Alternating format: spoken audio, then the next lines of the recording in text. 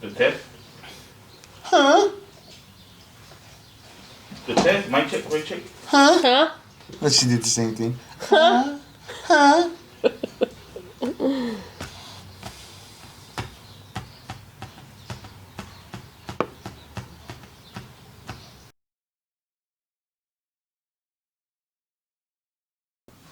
Welcome back to Cover Your Ass Entertainment. I'm your host, the Máquina de Amor. And we got here a special guest who I ran into by accident. Can you say your name? Erika Ruiz. AKA, also known as. I got a few. I don't know which one to use. Anyways, we're right here with Miss Erika Ruiz, and she is a book publisher. So her and Dopey have something in common. So this should be an interesting interview. So, quick little backstory on how we met. So, I was trying to interview a lady that we previously interviewed at SJCC. We interviewed like 5 people, and she was the last one we didn't get to interview. So I was on Maria's page because I got mentioned in the tag, and I mixed her up with this lady here. This lady. Esta señora. No, señora. Señorita. What the fuck? I'm not a señorita. I always say señora for some This reason. chick. This chick right here. So I hit her up and we're texting back and forth. I'm like, hey, we should do an interview. She's like, oh yeah. I go, don't think you got away. You ran from us the other day. And she's like, when? I go, Saturday. She goes, I wasn't there. I'm like, oh shoot. So I mixed her up with another chick. My fault, but hey, we met by accident. Look at us now. So we're gonna have to dig deep into your background right now. So can you give us a little bit about your roots growing up? Maybe start off with your parents. Yeah. When they migrated from East LA here. Okay. Wherever they came from. And when you guys, give us. Is that like the typical story or what? East LA to over here, Yeah, so actually, I grew up in this area, born and raised here in the city of Silver Lake, close to Echo Park, in between Dodger Stadium and downtown LA, Hollywood area. And I went to Belmont High School, and let's see, I grew up down the street. And my dad looks like Vicente Fernandez. What? We grew up to listening to Vicente Fernandez, and my dad always wanted me to be a singer, and he would put me behind the mic and stuff like that. And they used to call me Peshosha. That's why I get confused as to what nickname to give you. And my dad looked like the Tapatio man. Let me find him. And let me see, what else? Peshosha. That sounds like so across the border right there. Peshosha. Because I used to wear these little dresses with the ruffles on top. Oh, no. Talking about old school 1940s picture right there. Damn. Yeah. Okay. So that's that. Okay, and then your upbringing, how was it? Let's see. Well, I grew up with 6 of us. It was 5 of us all together. They used to call us the Brady Bunch down the street. No way. And my mom raises all by herself. No, my mom was the same way, but Yeah. she had 4 bad kids instead of, you said 6? Yeah. Oh, so who's the youngest? Who's the oldest? Who's in between? I think I'm in the middle. Oh, okay. Yeah. I'm in the middle, but I'm like the last girl to the end. Oh, okay. So I grew up a lot with my brother that's 1 year younger than me. Oh. Yeah. So. Did you take after him? He take after you? Eh. Sister, I don't know. But let's see. Well, growing up, I mean, I guess I would say that the typical, like, I don't know, Mexican family, we all got the fucking chancla. We all got our ass kicked once in a while, Yeah. And I mean, I don't know, but I think it sometimes I think it did me some good, and sometimes I think it didn't, I think it does everybody good to get a nice, stern ass whooping, to be honest, because, you know what I mean? Mm-hmm. That's the way I guess other people practice, like, a stern talking to, go on timeout, Yeah. and sometimes that works, but we're old fashioned. I'm the living, you know, like Yeah. that'll teach you. Yeah. Oh shit, should I do it again? Yeah. Some people like it though. Yeah, See, that's the ones that exactly. you know what I mean become criminal careers, dopey. Anyways, but you know, I think that should be implemented to a certain extent. Yeah. Don't beat the shit out of the kid like hasta que ya, you know, but a nice little cachetada, Yeah. you know, a little Yeah. chanclazo or Yeah. throw something, whatever's in your reach. That my way. Yeah. Aim towards the legs. You don't want to catch up. You know what I mean? Yeah. But anyways, Well, I'm glad that we're talking about that because actually I'm publishing on that my childhood years right now. okay. And it's going to be with a few actors with Veronica Arellano from Mi Vida Loca. Yeah, that's the hunger we met her the other day. Yeah? Okay, cool. Including me too. You know what I'm saying? I'm playing the little big brother. You know what I'm saying? Yeah, and then we got Spider Publishing too. Oh, that's the homie Spider. Yeah. Yeah. And we got Bobby Honesto. He's on TikTok. He's a motivational speaker. Oh shit. Okay. Yeah. So it's That's gonna be what's up. 4 of us, 4 authors on one book. And my part of the story is talking about my childhood years, which I talk about that and like how I became the bully. And the book cover, the title of the book is called Anti-Bully Squad Project. So we all talk about some type of experience that we went through during our young years, you know? So that's part of mine. And So let's dig into that right there. So you said you became the bully. Mm-hmm. Is it safe to assume that you were not the bully at one point and yeah. and you were getting bullied so much you got fed up and you said, you know what, I ain't gonna take this no more? You Yeah. defended yourself, but you just kept going. Yeah? Yeah, I would say so, yeah. And I think it started at home, you know, like anything else. It starts at home. It's the lack of discipline with parents, you know, or the parenting styles that our parents knew, or at least my parents did, is because they weren't taught any better, you know? So then that continued on with us. And because it was so many of us, I understand it now that it was just very hard for my mom, you know, dealing with all 6 of us, you know, and you got the tias and the tios, like not understanding like everything that's going on in the household, putting the mother down, you know, I think of because it, she can't control her kids, you know. I think of it like right now, what just came to mind was it's like a classroom. You got like 30 kids with one teacher. You ain't gonna get to all of them. Yeah. Not all of them are gonna understand. So with one parent and 6 kids, you know what I mean? Some are gonna slip right under, be like, you know what? It's all good. You, know, Right. you ain't gonna get all the same attention you would like. Yeah. You know? Exactly. But I'm the same Yeah. way. My mom's single parent. We went through all that, and it's hard. It's hard for a single Yeah. parent, dude. With that many kids from 4, I can imagine 6. So Yeah. that's crazy. I know. So there was like a lot of we were always fighting, you know, as brothers and sisters. siblings, We yeah. were always fighting, and then we were always just kind of, you know, doing things back to each other, and there was just no discipline at all, you know. So the anger builds up, you know. You don't have a father figure there. You don't have the mother paying fully attention to you, you know. So you become rebellious. You become angry. And the only thing you can do is take it out on the people you live with, you know, which are your brothers and sisters, the little ones. And then it went on to like the elementary years, you know. So I never understood at that time why I did the things that I did, especially to little boys. I felt like I was freaking angry. And it's really sad, you know, because I never understood why I was doing those things. Well, back then they said when you used to tease somebody or poke fun at somebody or beat somebody up, it's because you had a crush on them. Well, you know what I used to tell you? What? Don't fucking like me. Don't like me, but love me at the same time? Oh, Yeah. that's crazy. It is. So I talk about all that in the book. You know, it goes into details on like kids I did bully, you know.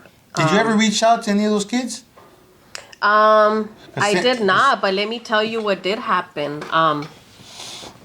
So I talk about that on that book. And what did happen to me on one incident, as I got older, I think I already had my first child. I got invited to like a party, right? Like a junior high party and stuff like that. And I was like, oh my God. First who's child gonna at be junior there? high? Oh, no. You know what? No. Hold on. Rewind. Damn. I'm thinking about something else. Hold They on. had TV back then. And she's like, fuck that. This is not interesting. No, you know what? I'm so confused. I'm trying to figure. Okay, so I got Stop the invited. presses. Hold on, I got invited to this junior high party, right? Mm-hmm. Oh no, yeah, and I was already older. So you're like I got 18? invited. I got As a invited to a junior high party. Like, oh, we're gonna see old friends. You know? Oh. Yeah. So we're gonna see old friends, and I was like, oh shit, I'm gonna see her. Oh damn, I'm gonna see him. Hell yeah, I wanna go. You know? And I was so happy to like wanna see them, right? Mm-hmm. But when I walk in there, everybody's like quiet. Why is that? And they're like, why is this bitch here? Oh, boy. I get it now 'cause I'm thinking about something else. But yeah, it's all the people you bullied. You They're get like, it? why the fuck Yeah. And I was so not welcome there. And I was like, damn, I was tripping out because I was like, dude, I'm all happy to see these people. But most of my junior high years, I was drunk. I would drink every day. I was just on one, you know? Where'd you get all this liquor and stuff like that from? I would buy it from a local store, or I would have like a homeless guy buy it for me. Oh, shit, she actually Yeah. had money to buy shit. Yeah. We used to go in there and be like, what this is? Yeah. Damn. Baller. Silver links. Baller, like, damn. Yeah, somehow I mean, I had money. I don't know. Oh, shit. During that time, come on. A 40-ounce Mickey D's only cost like $3.50. Shit, I had the fucking food stamp booklet. Why I used to wait for everybody to leave the store before I purchased something. Oh, no, go ahead, go in front of me. Yeah. And then I'll purchase when everybody wasn't there because it was embarrassing running around Yeah. with a booklet of freaking food stamps, man. But Yeah, how I old get we it. are, huh? And then I'll tell you a little bit after, like, you know, I do massages and stuff like that. I've been doing that for 9 years. I do the body contouring and facials. You got a certificate, degree in this shit? Or is Yeah, I'm YouTube? certified. No, Something she learned on YouTube. no, Ven, mijo. no. Give it a week or two. I got certified from a well-known doctor, Dr. King, over in Pasadena. Martin Luther King? No. She over here like King. Oh, all right. Yeah. So anyways, I've been doing that for 9 years, and you know, we book clients all the time. People call in, schedule and stuff like that.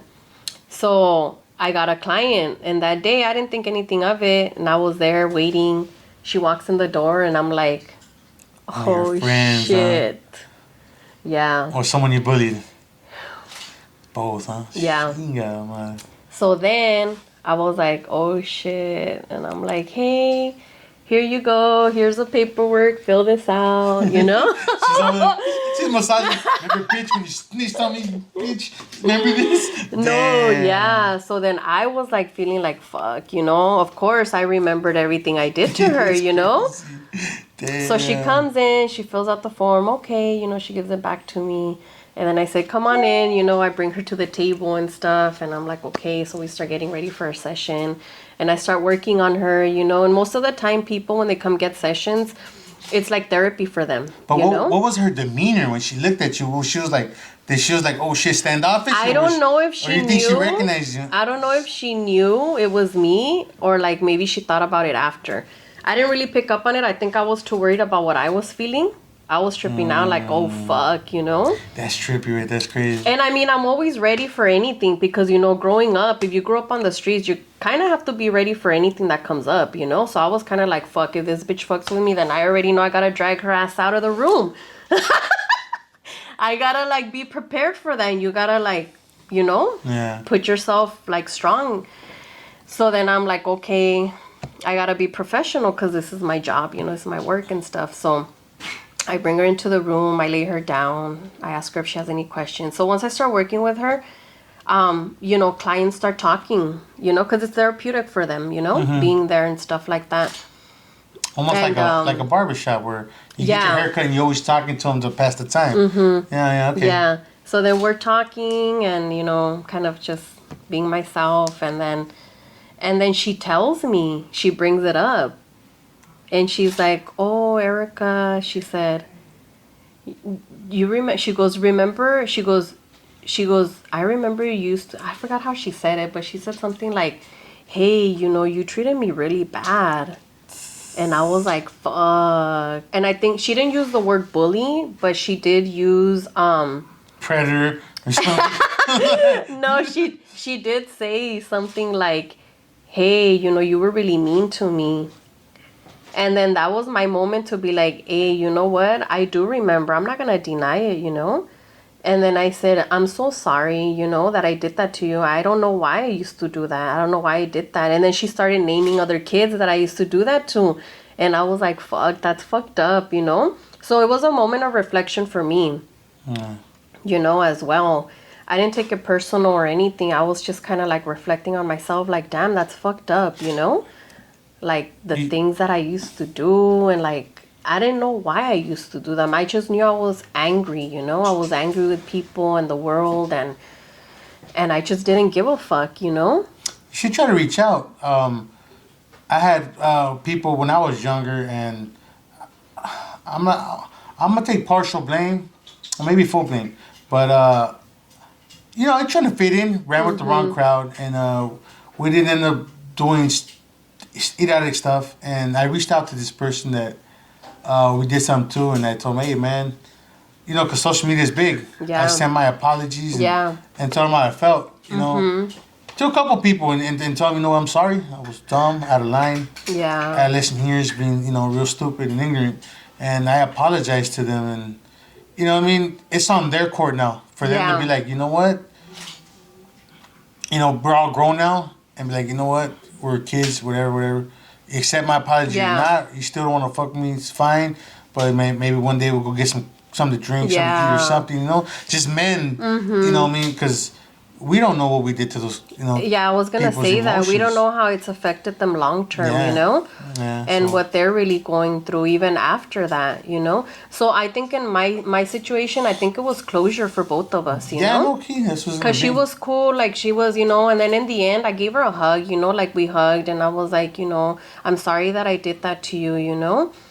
And you know, she kept coming back for her sessions, so it all worked out. At least, yeah. And now do you guys talk?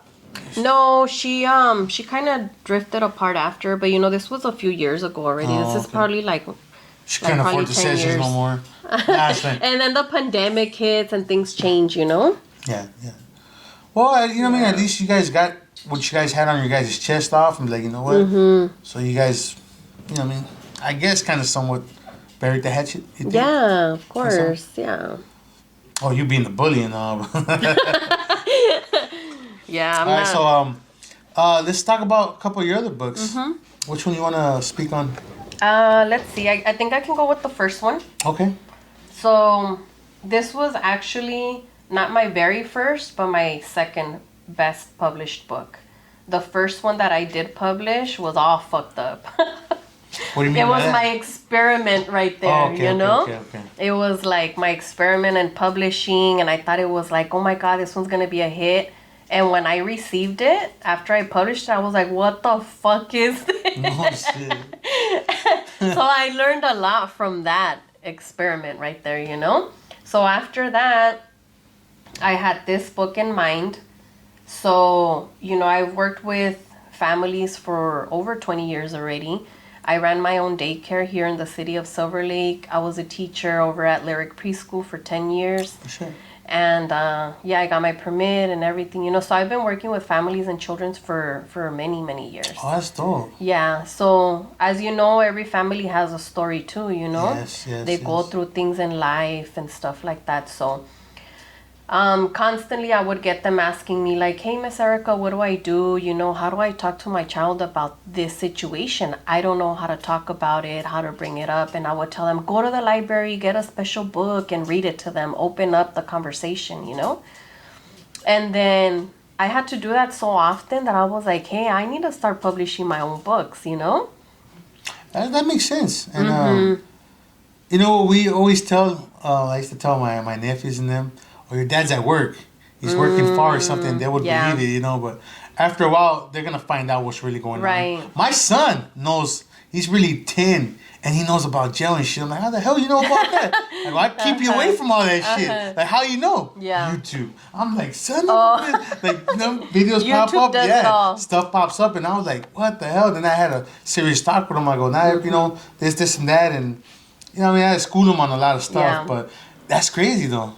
You know, yeah. This is I guess, might be the number one best method. Yeah, Of, so reaching out to people. Yeah, so I started writing them like in a form of therapy, you know, to where like not only is it the story, but resources, you know, how can we help families overcome through this trauma, you know, especially the children, breaking that cycle so that they don't continue with that same cycle, you know. So this was actually one of my best bestsellers right now. The pictures are nice and big to where like the child can get interested, you know, the colors are very bright and stuff like that. And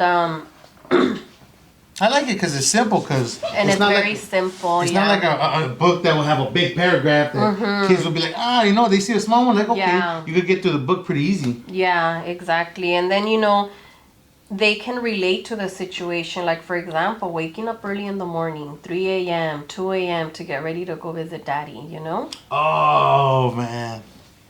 That's crazy. That sucks. Yeah, we got the emotions, you know, how to cope with them, how to deal with them. You know, the car rides over to the prison. Damn, you know, got the whole visiting setting. And then what I like best, too, about this book is that I put a special area in the back where they can write about their feelings. Oh, that is therapeutic, like a mug, for real. Yeah, so then that gets the conversation with the parent or who they're with, because a lot of times it's the grandparent, too. Yeah, I was going to say the same thing. Yeah. Or a sister, you know? Yeah, exactly. And then they can put their visiting pictures here next to the cartoon pictures. So I think this part's very special right here. Look at your family picture here. Or do you guys spot where they can even draw to get more creative? That's dope. Yeah. So like I noticed like when parents ordered it, they're like, oh my God, Erika, you know, we're able to put the pictures here. And then they compare it with the cartoon one, so they really like that, you know? That's dope. Yeah. That's dope. And then I have my biography here along with the resources. And then this picture here is actually drawn by someone in prison. Oh, they drew? Oh, no. So I used it especially for this book. Oh, that's dope. Yeah. So this book has a lot of meaning. You know, it's very special to me. And I get a lot of positive feedback. I did create a nice song that goes with the book. Oh, yeah? I did. And I have it on my YouTube channel. Who sings it? Who sings it? It's actually, I hired somebody to sing it. Okay, that's dope. I wrote the lyrics and everything, but I ended up hiring somebody to just put it all together for me. And it came out really, really good. Oh, shit. So how can you get that? You buy that on... You can go on YouTube. And then actually, I made a whole video of like people that I know that are in prison, you know, families and friends. I put like a whole video together with the song on it. Oh, okay, that's dope. And then I also made it animated. So when parents buy the book, I send them the animation, the cartoon version of this book, and the kids read along with it. Oh, yeah, you said you got the animation. Can you show us a little bit of that? Yeah, of course. That's pretty dope. And again, it's very realistic. And I imported the song in the background of this one too. But why is Daddy in prison? She narrates the book too. Ruiz? You wrote the always. Tashila Tisanayaki. The face of every Mexican you see in the county. And this is like one of my very first ones. So like, it's a. It should have been. But why is baby daddy in jail?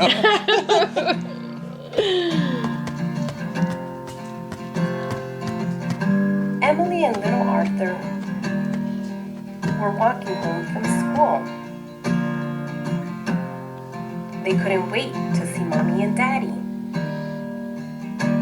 Mom looked sad. Little Arthur asked, "Where is Daddy at?" I have some sad news. Daddy went to prison. Emily and little Arthur were confused. But why? Why is Daddy in prison? What is prison? That's crazy. Where is prison? But why? What did Daddy do? Daddy broke a rule, and now he is away in timeout. I was gonna say same thing. Maybe on time. Yeah.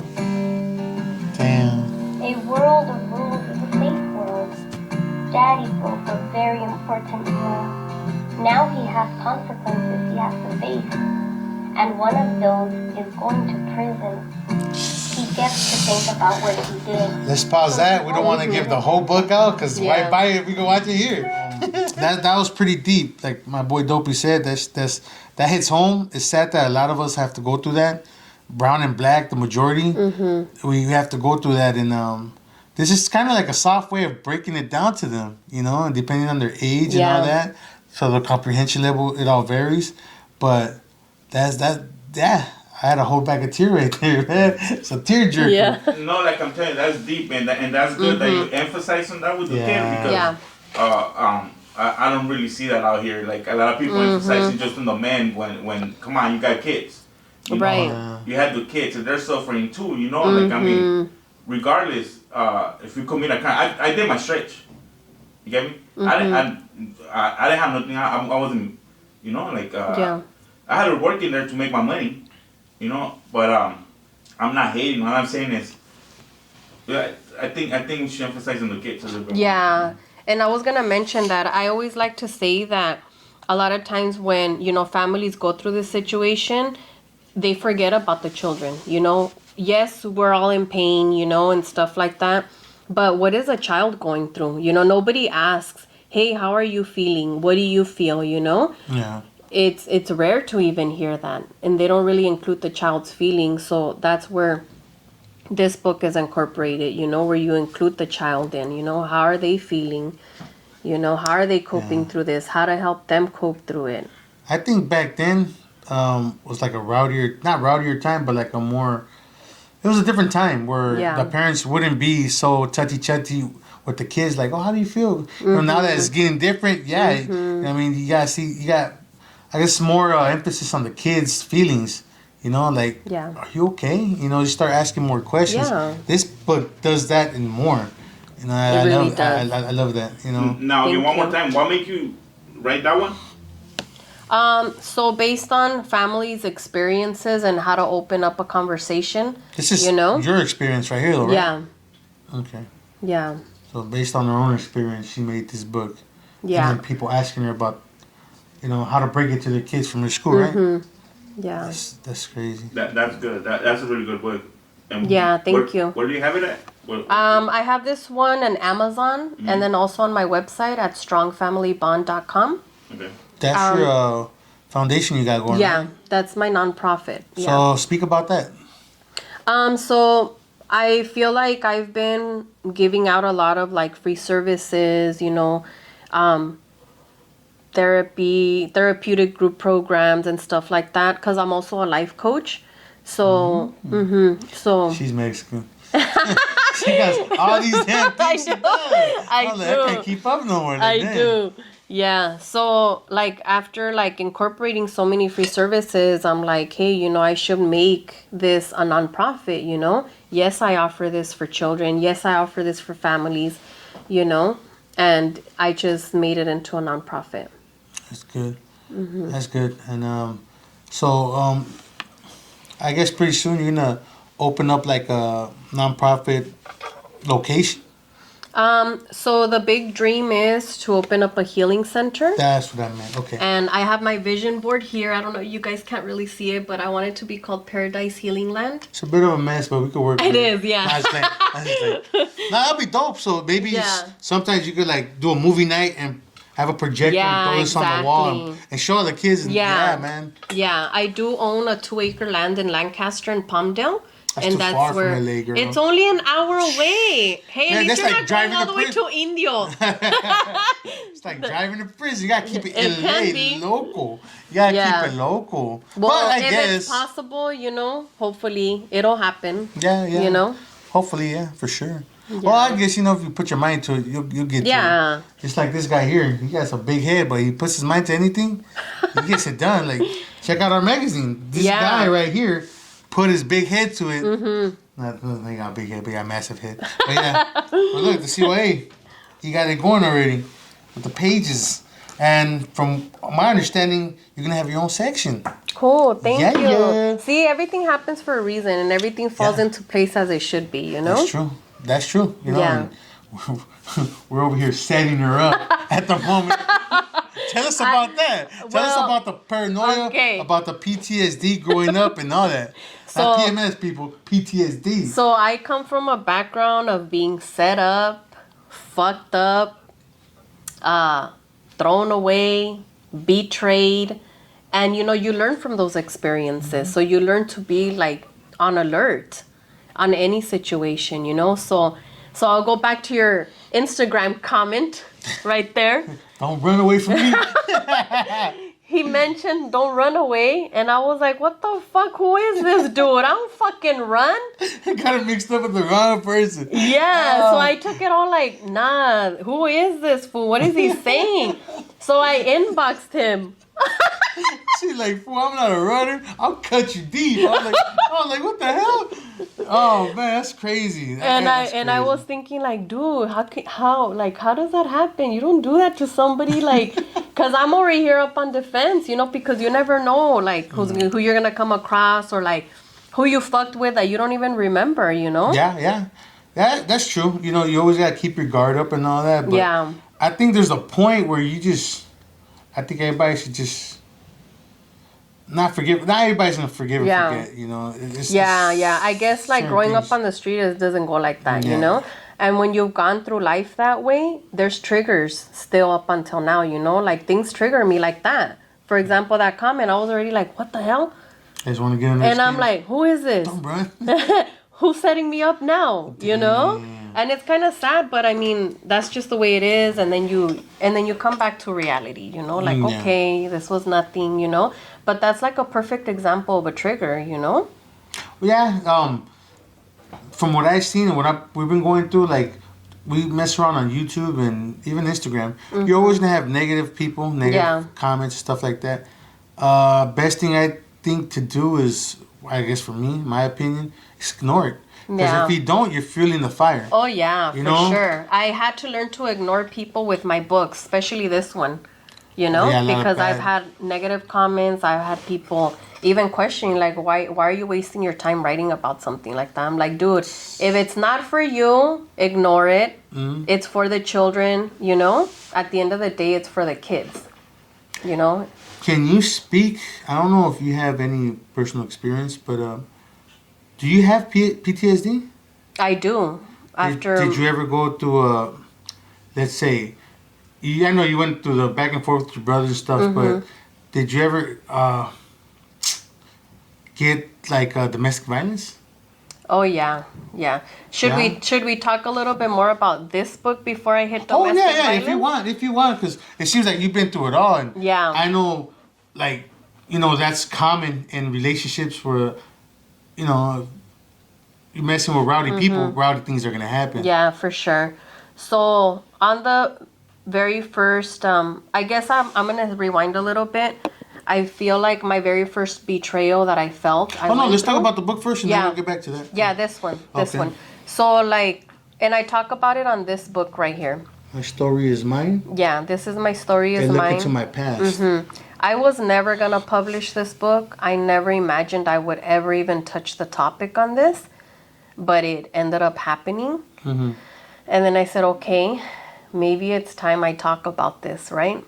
Not only was it embarrassing to me. I was going to ask you, you know, some people won't want to put things out there. Yeah. Because they're embarrassed. It was embarrassing to me. And then on top of that, I talk about my very first betrayal, you know, which is being set up by your own people that you call family. Wow. You know, being dragged out of your house and almost being stabbed with a kitchen knife. Oh, shit. You know? And that's hard. Yeah. Because sometimes you don't know if you want to swing back because you're in a shock where like, fuck, really? This person is fucking me up. But then you don't have a choice but defend yourself, you know? So I talk about that on this book briefly. But the main point of this book is about my overdose. Oh, yeah. My overdose experience as a teenager. And now I'm happy that I wrote it because I hear about all of these kids that are overdosing on fentanyl. Fentanyl right now is a big thing. Yeah, on high school. What'd you overdose of back then? Well, this was the big PCP. It was very well known back then with shrooms, you know. They said that was a elephant tranquilizer. They used to say that's what it was. They used to use that to tranquilize the elephants. Yeah, I remember that. I remember that. They had part of it. They had part of it? On it. That's one of the ingredients in it, supposedly. Yeah. That's the shit that makes you walk like if you're walking on the moon. Dude. He's like, So I talk about that here in this book, and I go very deep into it. Writing this book was traumatic for me. I had to stop. I had to pause. I cried. I went down memory lane with this book, and I was like, fuck. Relive all that, huh, in your mind? Yeah. That's and I was, crazy. and then a lot of things came up where I was like, I never knew that I wasn't healed from this, you know, because I never talked about it. I kind of just recovered throughout time. And then on top of that, meeting someone new, getting pregnant, raising kids, everything was kind of like a load, a cover up, you know, where I never really fully took the time to really recover. Like, fuck, you know, like I literally fried my brain. So this book here is like very meaningful to me. A lot of people, I have people act stupid and they're like, oh, you know, it's a gangster book. Like, bitch, read the book. Read the fucking book before you even judge the book by its cover, you know? And then I'll tell you a little bit about my cover here, because they tell me who that guy is, and I'm like, it has nothing to do with him. Literally, this cover right here is on my back. So it's a tattoo on my back where I interpreted like my eyes, those are my eyes, and that's the look into my past. Oh, that's deep. And then that's me as a younger version of me. Way back. And then I have the chains locked up here with, if you see it down here, that's my hand holding the joint. And then you see the smoke going up, Oh, yeah, right which there, that's you see my it. overdose. That's the joint. Smoke going up. Oh, no shit. Okay, so growing up, you said you had your first kid at what age? My first kid, a little bit after, I was 20 already. Okay, and how many kids did you have? I have two kids, 2 kids. 2 boys. And were you still partying and doing all that crazy stuff when you had your kids? No, actually, after my overdose was when I stopped everything. So I recovered for like 2 years. So you had your kid and then you overdosed? No, I overdosed first, and then you had your kids. and then I had my kids. So how's your relationship with your kids? Oh, they're really good, actually. I'm very open with my kids. I feel like I've had a really good open communication with them, especially on things that they really shouldn't know of. I scoop down to their level to kind of explain it to them to where they could understand, you know? So you think they helped you recover? I think it was a Band-Aid, like a bandage, you know? You think like the kids were the bandage? Yeah. Yeah? Yeah. That For was a while, temporary because it was like a, ¿cómo te digo? It was like a replacement, you know? It was like, yes, I'm healing through this, but I need something else. You know, like when people get addicted, obviously, to like drugs and alcohol, it's a cover up, you know, like what you're really going through. What are you dealing with? You're covering it up with that. Yeah, they have to face the actual root of the cause, yeah. Yeah. Let me ask you, you say you had to release stuff while you were writing, right? Me too. Like, because as you write, you start remembering. Yeah. And you reopen things, right? How did you figure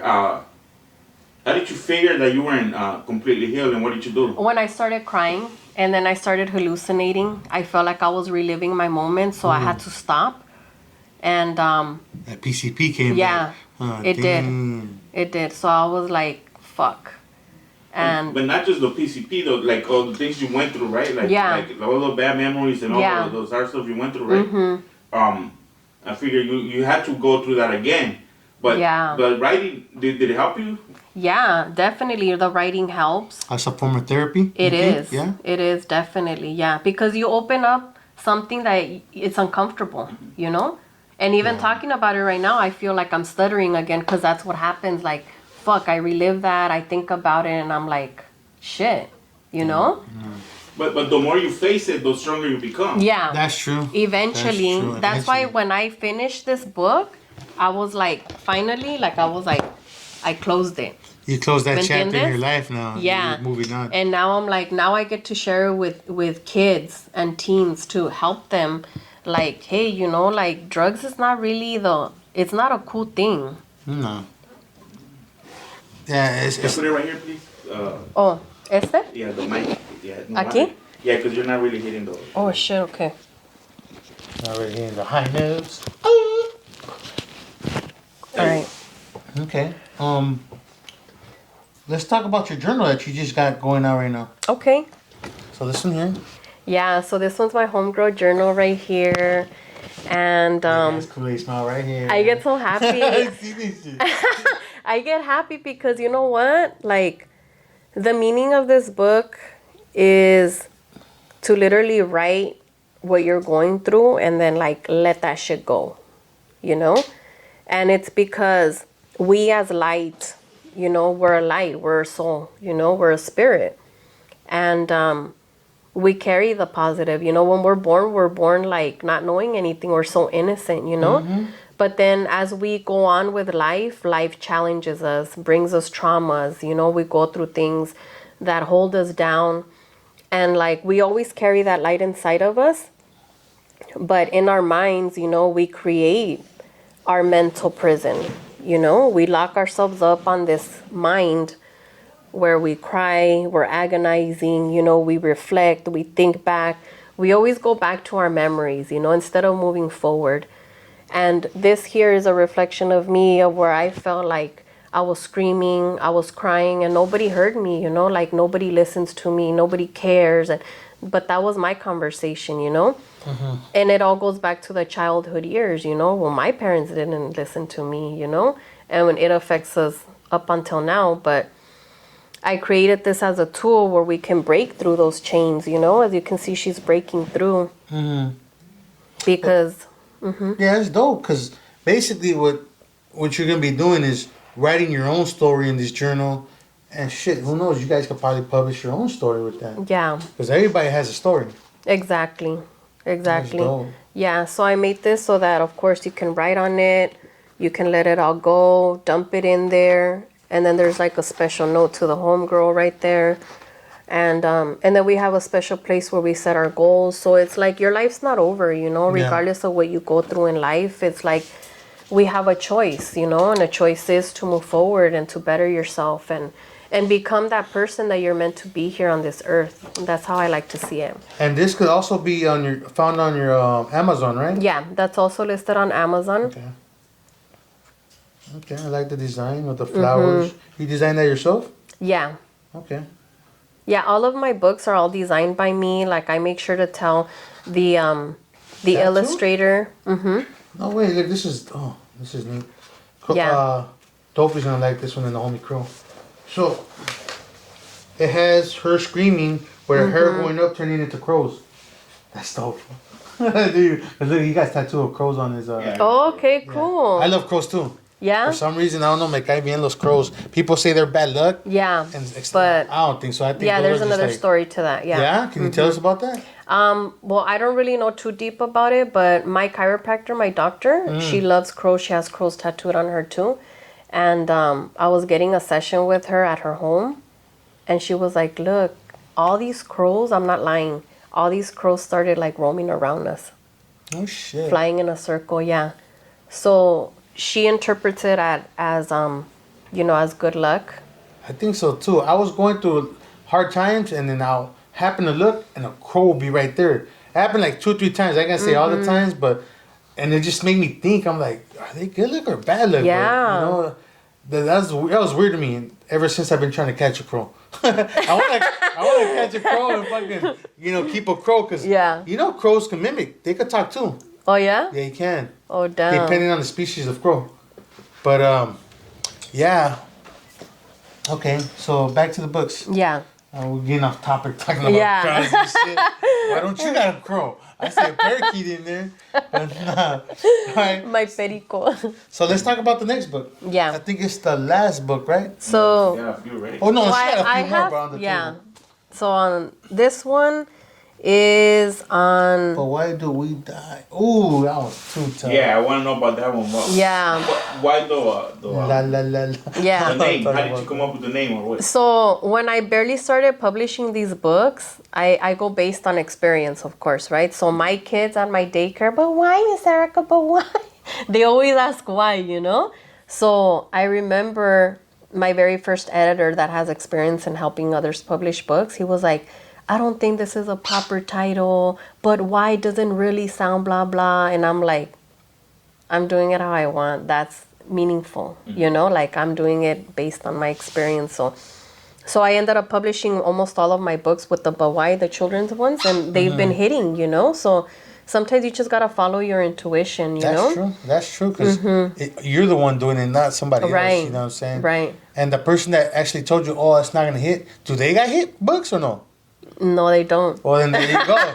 Whatever they're saying is not But working. it don't matter though, you know, like it's Yeah. what you want because Yeah. that's what you're creating. And Exactly. yeah, and that's why I like to say that I'm my own self-publisher, because I can publish however I want to, Yeah, you know? exactly. There's not a specific rule to it. I know that there's certain rules to different things, but like not everything has to go that way, you know? That's true. So this one was published on helping children cope through losing a parent. That's tough. That's tough. And the reason I published this one was because I had a student that was losing her mom to cancer. Oh, man. That's Yeah, and the lack of, again, you know, the lack of knowing. I hate to say lack of education because it just sounds kind of off, but like the lack of learning, the lack of knowing, like, yeah, you know, you're not saying. being, you know what I mean? And Yeah, the parent chose to like not tell the child she was passing. In all fairness, maybe the dad was going through something. He was, you know, I mean, Yeah, see how we never know. yeah, you because know? maybe that dad was going through so much from losing his wife. He had no way of telling the kid. Yeah. And he's fighting his own demons. You know, dealing that his partner in life is leaving. Yeah. So it all varies, but yeah, that's a crazy and that's a hard subject. It is. That's a hard subject. Even in general, you could talk about their pets, how their pets die. Yeah. You know, it's hard to break it down to a little kid that their favorite dog, cat, bird, whatever died. So you make up shit like they ran away. You'll try to, not make the kids think of that and be like, they just ran away, they took off. That's the way I did to cope, well, tell my kids about the dog that died, It's like, oh, he ran away. We got to look for him. And they're like, let's go find him. I know. Take him around the block a couple of times. Man, he'll come back. Yeah. And then what do? We place that dog, and then their mind goes to this dog. But then at times, the kid's like eventually you're going to have to hit that topic, Eventually, the death. Because it's life. We're here to live a purpose, and then we pass. Unfortunately, we die, and that's why even my son, when he read this book, because I have my son pre-fruit all my books, No way. That's dope. And he's like, Mom, but I don't think you should use die. That's too hard. And I'm like, but it's reality. You know? So if we teach our kids more like without holding information, they learn to cope through it in their way. All we can do is really be open with them on the subjects, and then they'll adjust. They'll feed off that information and make their own reality off of it, We could only teach our kids so much, but I think touching the topic of death, it's like, okay, so now you're aware that we're here and one day we're all gonna die. That's one thing for sure. You're gonna be born, or not even be born sometimes, because you get miscarriages. But being born, if you're lucky to be born, and then death, because everybody's gonna go through that. Exactly. That's for sure. So. Yeah. So this story is about that little girl. She loses her mom. They talk about death, and then she goes off to her daycare, and they talk about it and stuff. But on this book, I like to share that I also incorporated. Well, I'll show you a little brief part. I'll show you this part here, and then they're talking about it. And then I also wrote it where the child's able to put, whether it's the mother or the father's picture here, and then they can carry the book, and it's more personal, And again, I like to add resources to help the family. So in this one, I added Our House Institute. Okay. Which this organization offers support on stages of grieving, not just for the child, the family, the grandparents, and then they're there in, how do I say? They teach it in both English and Spanish. Oh, okay. So it's a bilingual setting as well. That's really good. Yeah, Resources. Yeah. And I think that way, when people are going through it, they need somebody to kind of just guide them through it, Yeah, we gotta stop playing the tough part. Seek help if you need help. Okay. All right, so let's go back to this book. Give us a little bit more details on this one. So this book, as you know, the front cover signifies me as a person, And then I'll share with you, like, the first cover, that's my back. And then that's how I was able to incorporate the front cover. That's where that came. Signifies me, represents me, because it's my story. And it starts off with a story about how I divorced society's expectations of this Mexican-American me. Haha, like that. How you divorced, that's dope. Hell yeah. That's fucking dope. I like that. Thank you. I like the wording. Yeah. Put la ta into that one, huh? So the dedication is also very powerful because I dedicate it to my younger self. That's deep. That's pretty deep. And it says, if I could hold you right now, I would. When I look back at you, I see a warrior and a survivor, a straight fighter in life. So, and then once you guys buy it, you guys can read the rest. But it's pretty much, or should I finish it? No. That's good. That's a taste. That's a taste. Because it doesn't just like, it doesn't only give me peace, but it also asks you, like, you only get one life to live. So, like, what the fuck are you going to do with it? Making them question themselves to make them think about it. That's dope. Yeah. So, in this book, obviously, there's a little bit of a love scene in there, as a teenager falling in love and everything, And then we go into, like, the betrayals of this teenager. And then we talk about how teachers can label you, Oh, you got that at work? Damn. Don't lie, you were in there for the vacations only. She got the job just for the vacations. So that's what I did. When I got into the school district, I'm like, they get every holiday off. I got in. I was like, hell yeah. You get them paid, hell yeah. Yeah. So in this book, obviously, when you read it, like, you'll understand a little bit more. I go into details on my overdose experience. Smoking that PCP joint wasn't a choice. It was laced and given to me. Ooh. Who were you around at that time? No names. You're around like girlfriends or like guys? It was actually just one person. Oh, yeah. Shit. It was one person. The setup. That's why you're paranoid, huh? She was like... And that shit fucked me up for life, Luckily, you didn't come out like Smokey. Like I was acting like Smokey. Oh. I was acting like Smokey. And the recovery phase that took me about 1.5 years, I was still tripping out. I would see pictures talking. Oh, shit. I was stuck in my head. So, like, I was screaming, I was talking, but you couldn't hear me.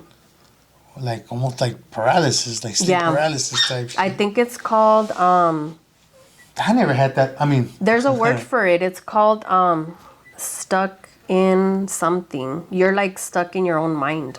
No shit. That's crazy. Yeah. And with that, it made my mind weak. And it made my vision weaker. And it made my mouth... It made me stutter for a while, Oh, shit. Damn, that shit really fucked you up. I had to learn how to think again. I had to recover and know where I'm at. Like, there was a lot of things that were very hard for me to understand. Like, why am I here, Was it mixed with acid or something?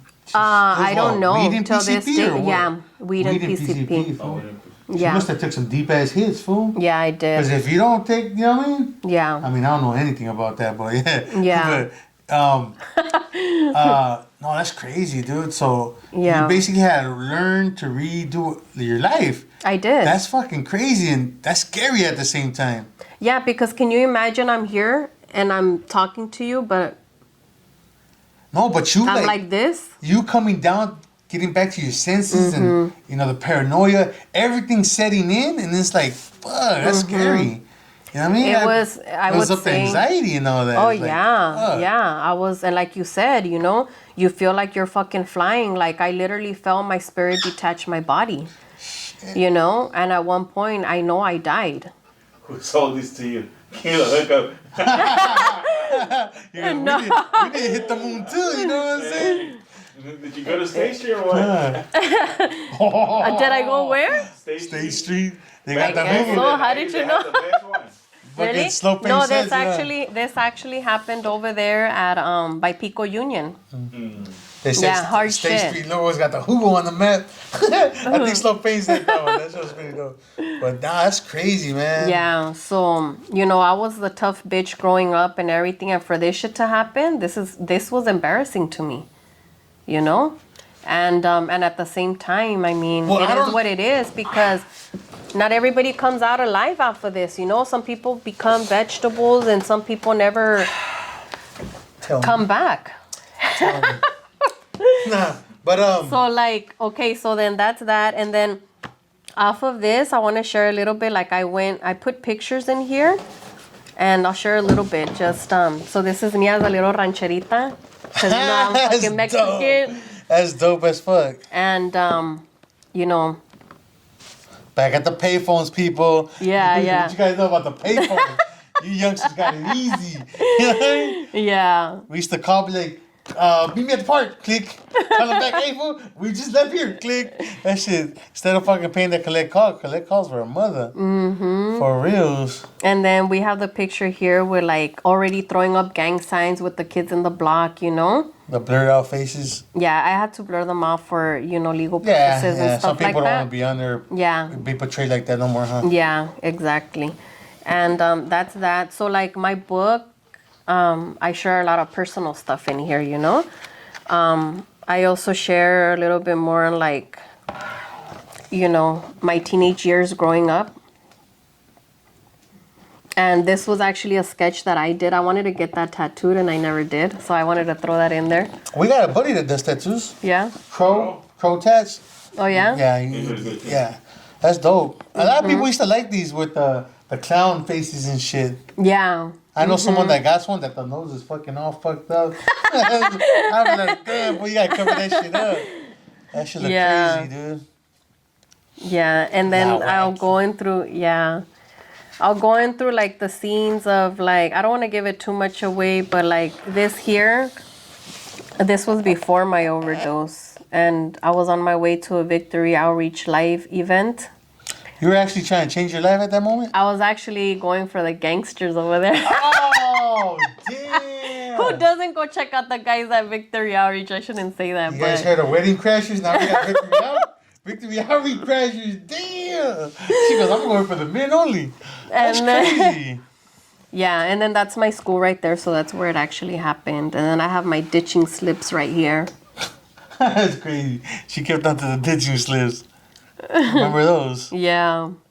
That's crazy. And then I actually incorporated, like, after my overdose, I used to write, you know? She goes, I can't get over that Victory Outreach. That's funny. So I did my best to write in, like, what I was feeling. And those are my real journal notes. No shit. Mm-hmm. That's and dope. I actually talk about, like, what I was really, like, in my mind, like, I was trapped, you know? Yeah, that's deep. You know, I remember going to school and a lot of girls used to have their journals.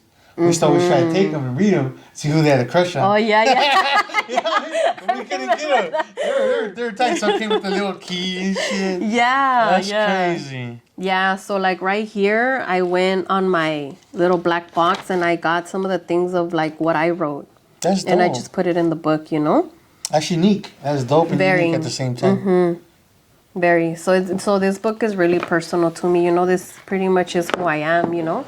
How I became the way that I am today and how the PTSD literally still controls me till this day, you know? Like, as you mentioned, you're like, hey, where do we do the interview? And I'm like, can we do it at my house? Because I just feel safer. I feel comfortable, you know? I got a knife under here. She packing heat, fool. They got like 10 people in the fucking bedroom cleaning out. Like, hey. And then you got Dopey saying, close the door. Right? And I'm like, hey, dude, are you fucking sure nothing's going on? I got scared when he said that shit. I'm like, excuse me? We're both victims now. Like, this guy. He's been the YA. He likes guys angry. So I'm like, I don't like guys, man. That's you're gonna torture us. that's what he wishes are like. That's crazy. So okay. Yeah. Back to you overcoming. How did you overcome, like, when we talked about the DV, you went through that, you said, right? Yeah. How did you overcome that? Okay, so then after this, I ended up meeting somebody that was older than me, you know? So I think I felt like protected, you know? Me Like a sentí father figure. That you never had. me sentí like protected, like this guy's older, mature, like fuck, he can take care of me, you know? I don't think I've ever felt taken care of, you know? I don't think I've ever felt like, because I grew up without a dad too, you That's know? what they say, the people, girls that grew up without a dad, they seek that father figure in their boyfriends. And you know what? I didn't want to believe that until I took a psychology class. And that's what it said. When I took that, I was like, fuck, you know, that's what I'm going through. That's what I've been going through, you know? And so from that, you know, I ended up like moving in with him, you know, and then eventually I got pregnant. I had my first son, you know, but there was always little red flags, you know, things that we ignore because we don't want to like accept it or we don't want to believe it, you know? So this is for the women, you know, that are going through this. She's going to give you like a little insight on how to try, at least for it worked for her, but to overcome this, because this is, I think it's important to, you know what I mean? Yeah. Let people reach out and stop it, because it's a cycle that needs to be broken. That's what I think. This is more like a woman empowerment section right here. Yeah, and I'm glad that you're covering this topic because the reason why I created my women's support group is because of that, you know? There's a little bit that we talk about, you know, when it comes to domestic violence. Verbal abuse is domestic violence. That too. You know? It mentally fucks with you, you know? So like I said, like growing up, when I hooked up with, you know, who I hooked up with and stuff. Names, right? Past boyfriends or something. Yeah. And just for legal protection, you know, because... But we don't want to put nobody's business out there like that. We're just saying, you know, women do go through this and we have to address it and see how women can overcome it and, you know, step out, be more vocal because, I mean, that's not right for women to get verbally abused or physically abused.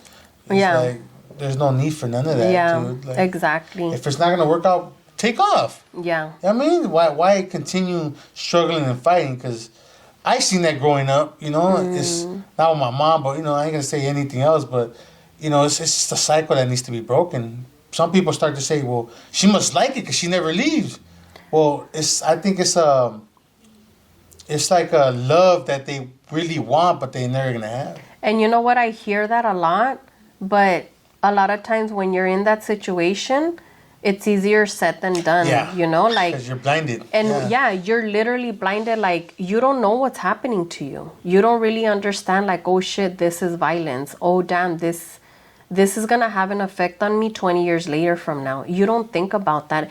And then most of the time, like, for example, in my situation, a love of a man was very powerful for me. So I was like, fuck, I gave him my all, you know? Like, he was my man, like, you know, like, he was my protector at the time. So the little red flags that I started noticing were like controlling issues, you know, like, who are you talking to on the phone?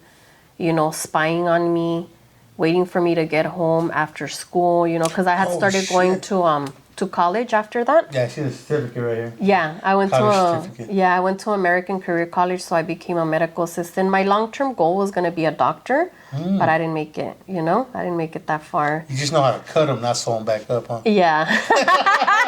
Come on. Yeah, so like those little red flags and then like being ignored, literally emotionally being punished, you know, for not acting or behaving a way that they want you to behave, you know, is abuse. So they're basically controlling you, and if you got out of line, they implemented force. Mm-hmm. Wow. These are all red flags. Women going through some of that, take notes, because these are red flags that she's giving out that you don't know what's going on, but now you could reflect on this and be like, oh shit. Yeah, I might be going through the same thing without even knowing. Yeah. Just because you're madly in love. Well, that's what everybody wants, right? To be madly in love. Yeah, and I think because, we're all, like I mentioned before, we're all here on earth. Like, we all want to be validated. We all want to be heard. We all want to be a part of something. We all want to be respected, and loved. And of course, every little girl's dream is to meet someone that's going to protect them and Prince take them Charming. away. And, Prince Charming. and you still till now, it doesn't matter how old you are. If you're a woman, that's your dream. That's what you want, That's true. It's not for everybody, but, Right. we all searching for our soulmates. Yeah. Some people found them. Some people are still looking. Some people get them early. Some people get them later on in life. Yeah. The world's crazy is different, so Yeah. I see that. But how hard was it for you to get out of that? I would say that there's times I feel I'm not fully out. It's been a process of like since my teenage years, because I was only 17 when I met him. Oh shit. And I'm gonna be 41 next month, and it's like, dude, I'm still fucking dealing with this shit. I think about it, but then I say, okay, fuck it, it's my journey. So now I get to choose. Do I want to stay stuck on that fucking pity party? Feeling sorry for myself? Fuck no. What am I gonna do? Put that motherfucker on blast. Make it noticeable. Like that's what this is. We hide it. We protect them by lying for them, and then they continue doing it. So it's like you have to talk about it. We gotta unnormalize keeping these things a secret. That's true. And I don't want to downgrade too much on the man either. Because I came to a point in my life where I said to myself, well, he's not healed. He's not fucking healed. He's fucked up too, True. His dad beat the fuck out of him. His ex-wife cheated on him for whatever reason. It's probably the same reason fucking people keep walking away. Women keep walking away. You know what I mean? It's like you have to figure yourself out, I think, as a man and as a woman, the root of your cause. Like, why am I being a dick? Yeah. Why am I being a bitch? And then check yourself. And it's like, check yourself and fix it. Find help. Look for help. Or you're going to stay stuck on that same thing. You have to grow. You shouldn't be the same 10 years from now. Yeah, you have to grow little by little, year by year. And hopefully you get to where you want to be. Yeah. That person you really want to be, because if you're going to be a jerk all your life, then... And the most important is become a better parent, because that's at the end of the day, that's what you want to source for. Be that good dad, Yeah, be the supportive the dad. Yeah. I miss my kids right now, but Dopey got me out here. It's my way, like always, but yeah. But no. Yeah, it's so true. So like, I would say like, throughout. You don't think maybe you should write like in detail, like a book in detail for all these girls coming up, like actually going through the emotions, and that will lead to it again. Like what you felt, how you fell in love. And then the first right there. See, we won't have. Yeah, so I'm actually writing it already. All right. Oh. And it's called My Story Is Mine, The Abused Years. Oh, see, we tapped on the hidden book. So after my teenage years, it's my abused years. And because that's why maybe you're still dealing with it, because you gotta bring that out. Oh yeah. That's true. And I talk about it like on my YouTube channel. I've tapped into it. Oh yeah, tell me your YouTube channel. You gave us the Amazon. What's the YouTube channel? Yeah, so the YouTube channel is right here. It's Miss Erika Ruiz. Miss Erika Ruiz at YouTube. Yeah. And then I have tapped into it. And I did make another video with like one of my women from my group. And we tapped into like domestic violence and how verbal abuse is a crime, and that people don't talk about that either. I don't know if it's almost like cyberbullying nowadays. Like they don't verbally abuse you in your face. Now they do this shit online. It's like it just keeps growing and growing. Yeah. So I'll just show you guys a little bit here. that type of stuff, I can definitely say she looks like that at one edge. Yelling at somebody. She looks like an actress. And just continuously, like, you know, taunting them is totally abuse. And based on my experience, I feel that it's totally affected me, like my mental state and even my yeah. Right? Like, little butterflies. I don't know, what about you, like, based on your experience? Because I know that you've gone through something similar. So if you want to share. Yeah. Have you heard that song? Oh, yeah. It's badass, huh? I like all kinds of music. I'm not shy. Your ex-partners or your partners telling you, like, stop making things up in your head, you know? Like, you're crazy. That's another thing. You know, somebody telling you constantly, like, that shit's not black. Yes, it is. No, it's not. Yes, it is. Bitch, look at it. It's fucking black. No, it's not. That's like, literally, it fucks with your head. Well, I had told Dopey one time, I heard something that's saying about a lion or a tiger arguing with a donkey. The donkey runs, say, the sky is green, the sky is green. The tiger is like, no, it's not. No, it's not. So then the donkey goes to the main... tigers, the group, whatever, and he's like, the sky is green. And the guy's like, yeah, it is green. And then the other tiger talks to the other tiger, like, why are you arguing with a jackass? You know, he's always going to think that it makes you look stupider arguing with the jackass. Yeah. Just let him be, and you know the sky is blue. Yeah. You know what I mean? So, like, why? And that's so hard, though. You know what I mean? Like, especially on your first experience, I think you learn from it. Yeah, somebody does it to you next, you already know, like, nah, fuck this fool. Yeah. It's learning experience, but step by step, you know, you just gotta learn to just block it out. You gotta block out a lot of people. That means blocking out a lot of negativity. Exactly. Like, you gotta surround yourself with positive people. If you surround yourself with negative people, it's gonna catch on to you, and you're gonna become just a bit more negative. Yeah. And then when you're more negative, more and more, and then you're the negative person. Exactly. So that's what that's what I learned. It could be friends, it could be family, it could be coworkers, everything. It all, you just have to learn to just navigate. Yeah. I mean, you're almost like a snake navigating through the grass, like avoid here, avoid there, just move around. That's what I've learned. You know, I'm trying to learn everywhere I can, and I like taking a criticism, good or bad. I'll listen to it and either jump on it, or if I still firmly believe that it's not, I'll continue doing what I'm doing. But I'll take notes and be like, oh, I did fuck up.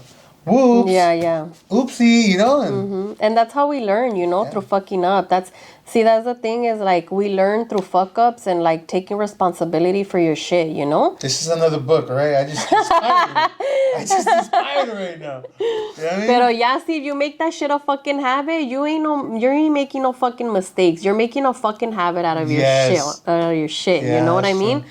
So it's like, I think there comes a point in your life where you gotta, like, really recognize that. You know, do you want to better yourself as a person, or you're gonna stay stuck marinating yourself on the same shit? Yep. You know, so self-growth. So is important. You should do a book on that one too. Self-growth is very important, because there's a lot of people that are just stuck, you could say, in the past or wherever they're at, and they don't know how to grow. I mean, some people need help. You gotta help. Like, advocate in a way and teach them, like, I don't want to say no names, but there's people that went in, and when they came out, they seen a different version of me, and they were, like, shocked. They're like, what the hell? And then they're like, how'd you do this? How'd you do that? And I'm like, look, let me show you. I go, you know a lot about, and there I go, let me teach you a little bit about out here, how you have to, like I say, conduct yourself, but, you know, a way to move, and, you know, this is how I did this is how I did that. Not boasting or bragging, but you got to help people out that you love and shit like that. Like, hey, you know, maybe the stuff you've been doing is not working for you. Try this. Exactly. See if that works for you. Exactly. And sometimes they take it, sometimes they don't, but hey, as long as you know in yourself that you try to help somebody out, that's all that counts, right? Yeah. Because you can't beat a dead horse. Yeah. You know what I mean? It's true. You try. You know, sometimes somebody, you don't want to give up, you keep trying and trying, but at the end of the day, they're going to do whatever the hell they want. Yeah. You know? Yeah, it's a choice, you know? Yeah. You want to see better for friends and family and people like that, but exactly, it doesn't always work out. Now, the reaction to that book, right? Yes. do you take that to the heart? Like, you know how you were saying earlier that people tell you stuff about that book? Not anymore. Not anymore, because I came to a conclusion that this is fucking me, you know, like this is part of me. This is part of me. Like at the end of the day, whether people like it or not, it doesn't matter. Yep. Because my kids are gonna learn from this. My grandchildren are gonna be like, fuck yeah, my grandma, she fucking survived that shit, you know? So this is like, I like to see this my legacy. When I die and I'm not here anymore, can you imagine how many people, kids and teens are gonna like benefit from my books? Yeah. Eternity, you know? Surviving Silver League. Right. No, it's true. You have to leave what you learn, you know? I think in life, I think that in life you come to learn, you go through things and you gotta leave something behind after we're gone, you know? Yeah. Yeah, for sure.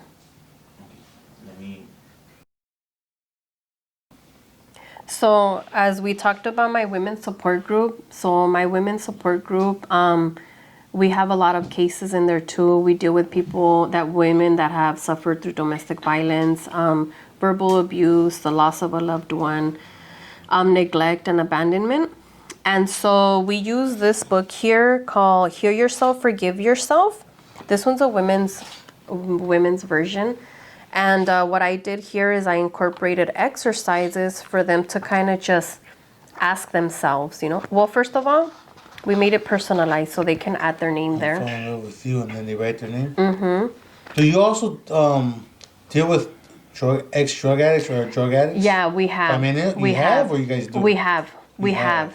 The reason why we don't take women that are still addicted is because mentally we want you to be focused and want this for you, you know? Like, it's not something we force people into. I don't like to force anybody into it because I think that when you're ready, you're going to really be all in. Yeah. You know? If you're not ready, you're not going to be all in. You're going to be like, fuck this, you know? Yeah, half in, half out. So no te va a servir ni a ti ni a mí, you know? Because I'm not there to waste my time and I'm not there to waste your time, you know? That's how I like to see it. We got to be real, you know? That's true.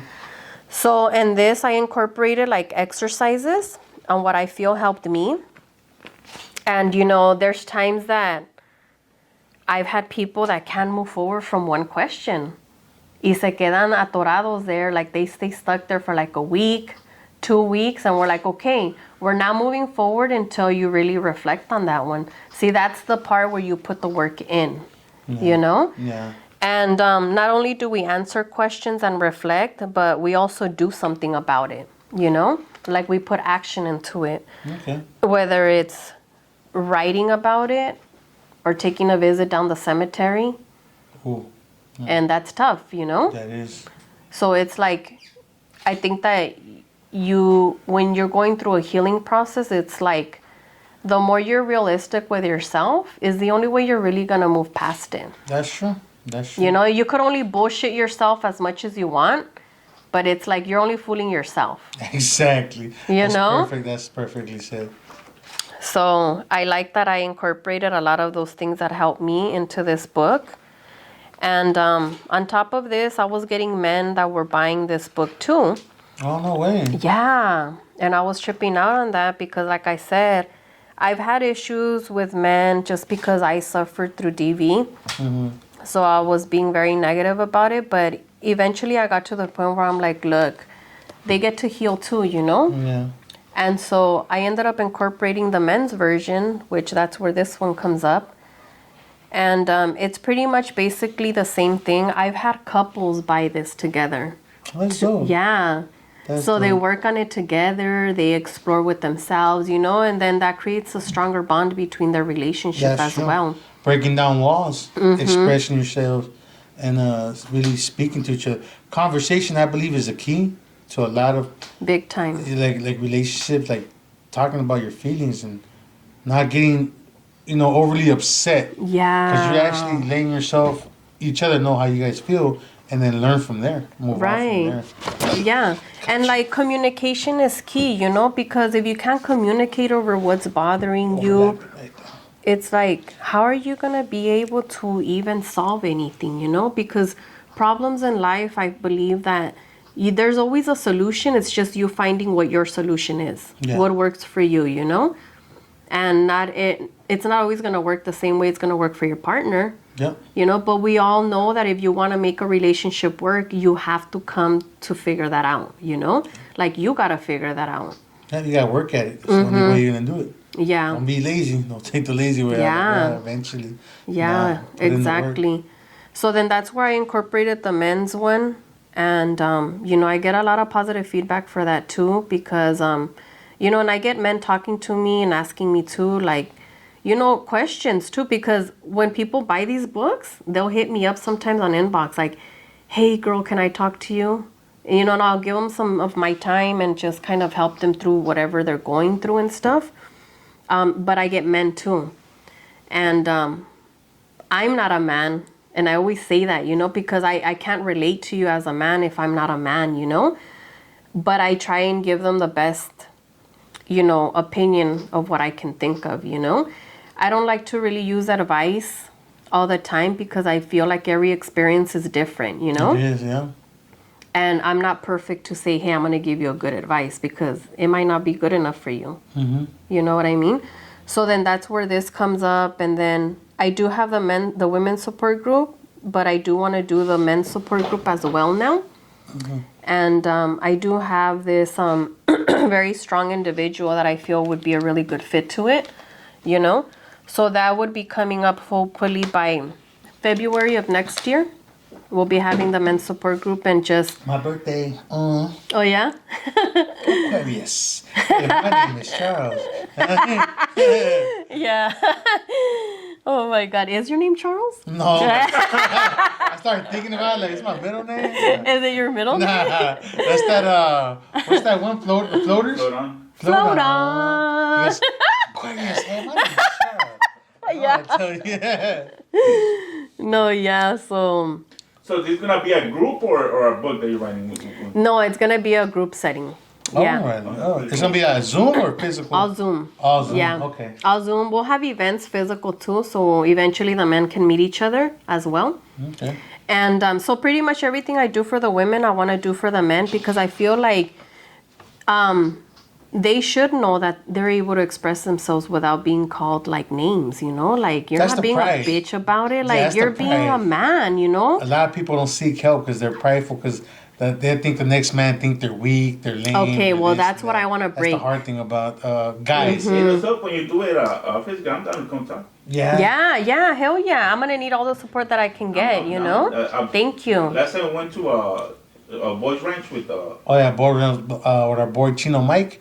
Yeah. No More Locked Doors Foundation. Yeah. He invited me, Dopey, a couple other cats to go talk to the kids, and we went and we chopped it up with the kids, and That's some so people cool. were. He was really nervous. Yeah? Well, Pinchy love machine, you're nervous, cabrón? He walked in there like, I don't know, like get raped. Yeah. He got the flashback from the county when he got his name. I'm like, I look so young, they might try to keep me there. So I was like, shit. I don't want that to happen. Nah, but we talked to the kids. Some kids were accepting, and some were still the ones that, you know, with their chest out, and like Dopey said, like hard head makes for a soft ass. And he's like, oh, did I say that? You said that, no? And then the kid like, what do you mean by that? Like, you'll see, you're gonna find out. You know what I mean? Because if you're not thinking, you're just hard head, you're gonna keep landing on your ass, crashing into the wall. You know what I'm saying? So, but you know, it was cool, you know. But then sometimes, even in that setting, I kind of felt like you're almost like a preacher. Yeah, you know? yeah. Like, yeah. hey, you know, don't do that. Yeah, you know, but some kids need it. Some were just, like I said, they just. I liked it. I felt like. He just liked to talk. This guy. I really liked it. Yeah, because I was one of those little kids. You know? Yeah. So it's like, I know, like we made one kid cry. Remember the little boy that we got him because he's scared? He was trying to act like... This fool held him against the wall. Look, fucker, you better change your life. This fuck scared straight. Motherfucker, come here. I used to do use that risk. When Straight tactic. I used to do use that risk when I was busted. Yeah. With the kids that used to come out from the outside. We used to scare them. So. Oh, good. That's You what want they your man, need. good looking little guy. You gonna be my silly motherfucker. No, but like, you gotta make awareness, and then like this kid that we were talking to was a little white, right? Oh yeah. But The one he that had was. He had a his kid. daughter. Yeah, he had a kid. And like Oh, we were shit. telling everybody else that they had kids, but we got on him because he's already a dad. Yeah, like, what the fuck are you doing in here? You know, like you should be out there with your kid. Yeah. Yeah, like he was saying he didn't know where his kid was at and this and that. I'm like, that's cool. That's just for you to prove your love to your daughter. You know, Yeah. you're gonna find her. When you find her, you know that you love her because you're doing all this. Dude, when they took my daughter to Mexico, I'm not Mexican. I'm from Salvador.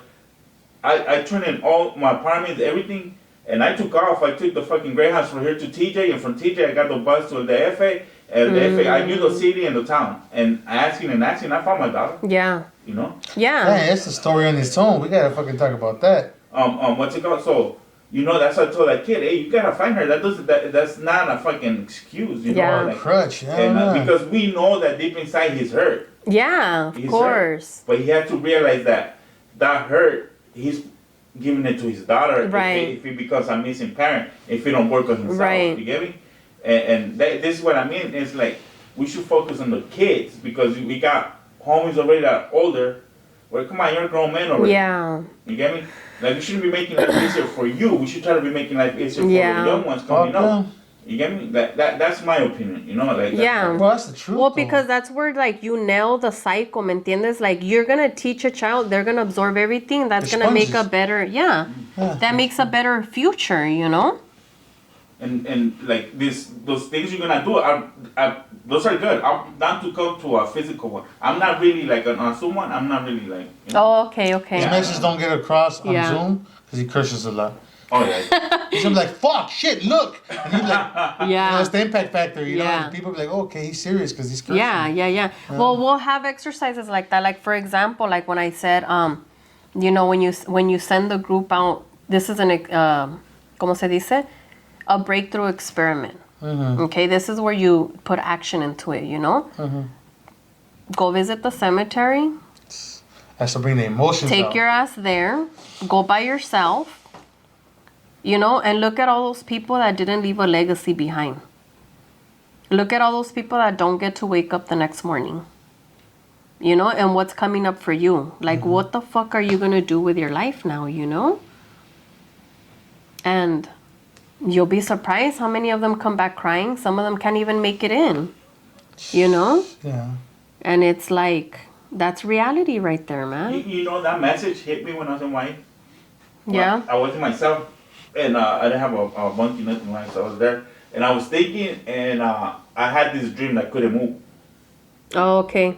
And then I just realized, I looked at the wall, and I just felt trapped, and I was like, God damn, I'm about to die. Like, you know, like, Yeah. like I'm gonna die, and I haven't done shit. Yeah, it's called paralysis sleep. Sleep Sleep paralysis. paralysis. Paralysis sleep.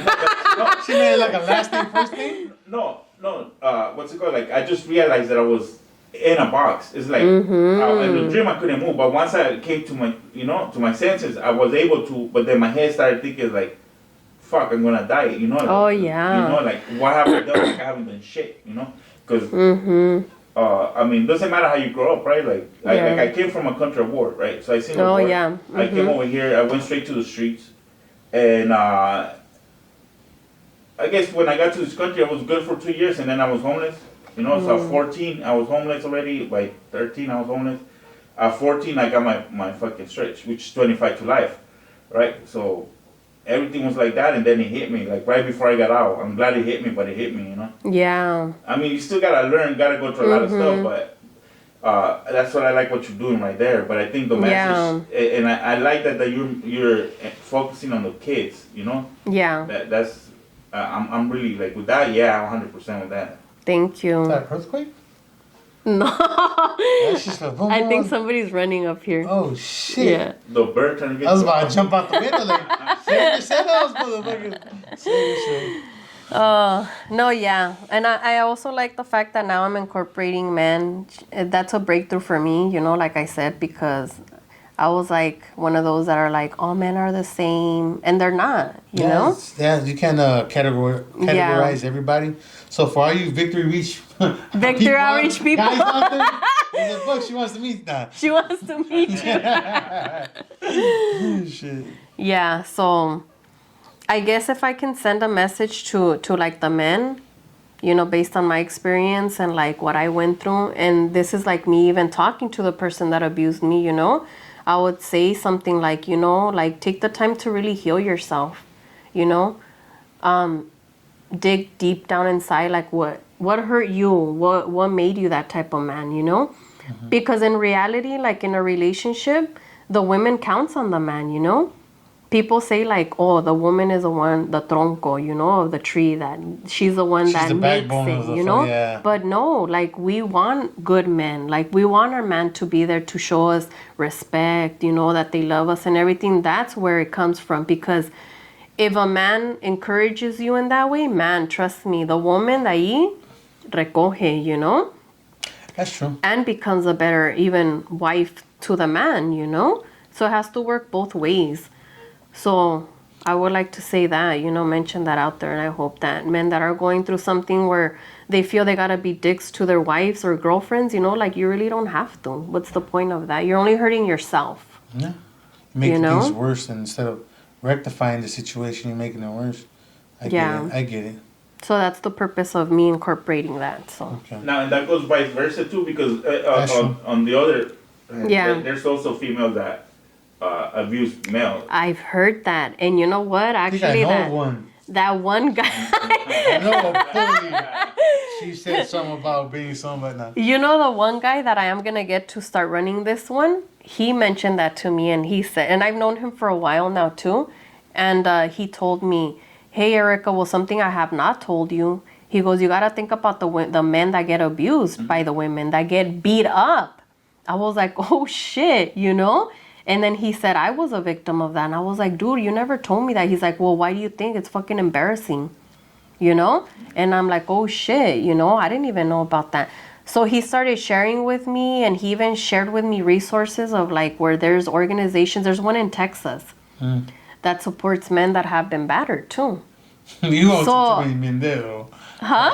I don't think you'll see too many people go to those. I told myself that I wouldn't be in a relationship, violent relationship, and first sign of somebody acting up, I'm like, hey, I'm not gonna go through this with you. I'm gone. Yeah. Raise your hand or shit like that. Deuces. Yeah. I'm like a light switch. I'll cut it off quick, you know. But it's easier to say than sometimes. Yeah, that's what I mean. Sometimes you just get caught up in the middle, you know, in the emotions.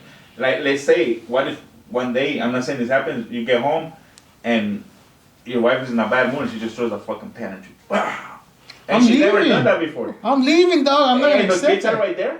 Huh? And the kids are right there, and they'll be like, Daddy, where you leaving? No, I'm gonna take the kids with me, and then I'm gonna break that relationship off, because that's the first step of you getting hit.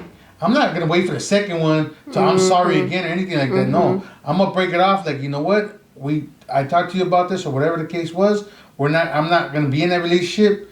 You shouldn't be in it. If I get that out of hand, you shouldn't be in it too or whatever. But I'm not that type of guy. But I told myself, seeing that shit growing up, that I'm never gonna be going through that, and I made it a point to do that. So, you know what I mean? I've been in one long time ago where they fucking swung at me. I'm like, shit, deuces. You ain't the only one. They tried. So I'm like, God, you know what I mean? Like, plenty of fish in the sea, you know? So that's right. I'm like, you just gotta.